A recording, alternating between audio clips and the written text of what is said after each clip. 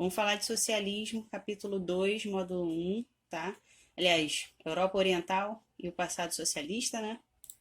E aqui a gente vai ver duas imagens iniciais.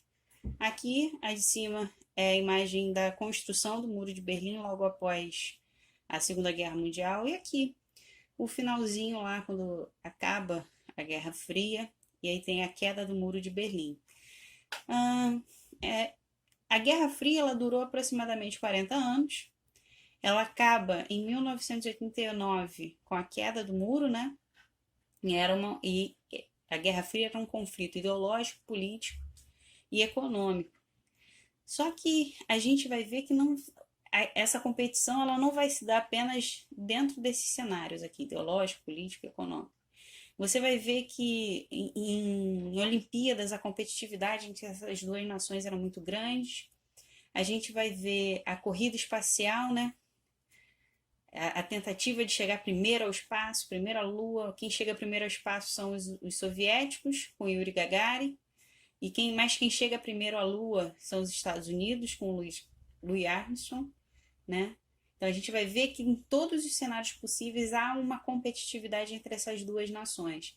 E ela é uma guerra fria exatamente por essas duas nações não entrarem em conflito direto e sim utilizarem terceiros para alcançar os seus objetivos.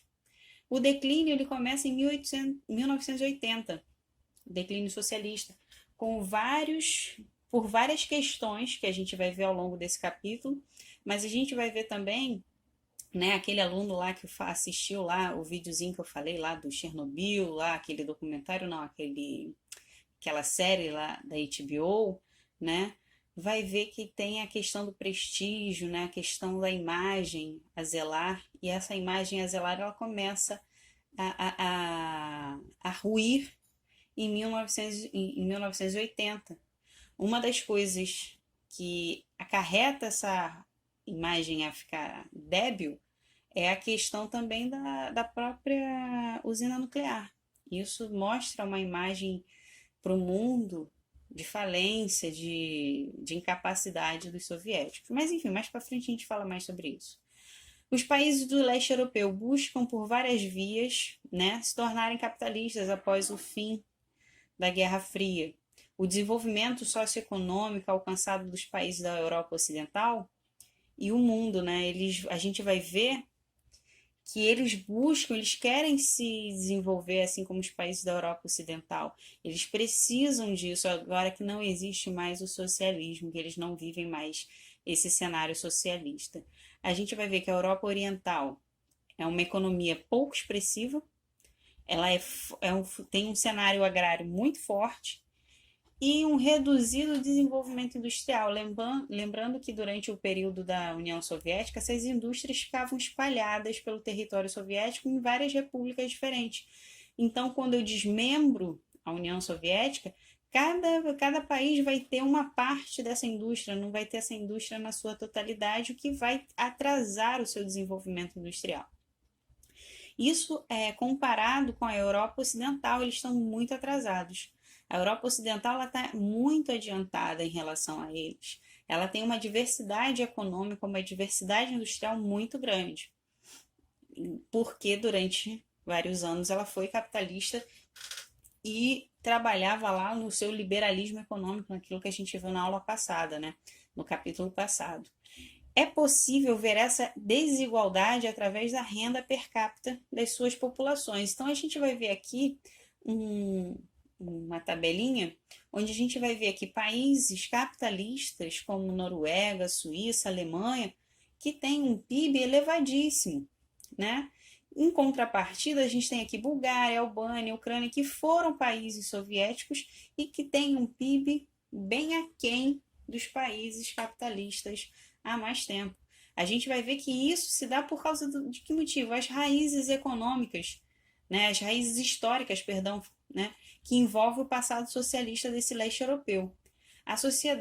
O socialismo adotado pelo leste europeu, ele tem algumas premissas, né?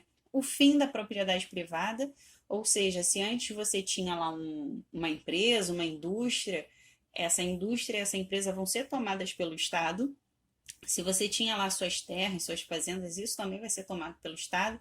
E isso tudo vai fazer parte do Estado, porque o Estado é para todos, né? Então não vai mais haver propriedade privada. Agora tudo pertence ao Estado. Tudo vai se tornar agora estatal. No fim da divisão da sociedade entre classes também, eles vão priorizar o fim dessa divisão. E o que é essa divisão de classes sociais? Lembra lá a classe A dos países ricos, né? Depois a gente tem a classe B, os nem tão ricos assim, mas também são muito ricos. Aí vem a C, classe média, depois a classe D e E, que temos os pobres e os miseráveis na D, né? Na E, aliás, né? E isso não vai mais existir, porque todos somos iguais, então não vai existir diferença de classes. E a economia planificada? O que é uma economia planificada? Imagina uma folha de papel, ela é plana, ela é linear, né? Então essa economia ela também vai ser linear.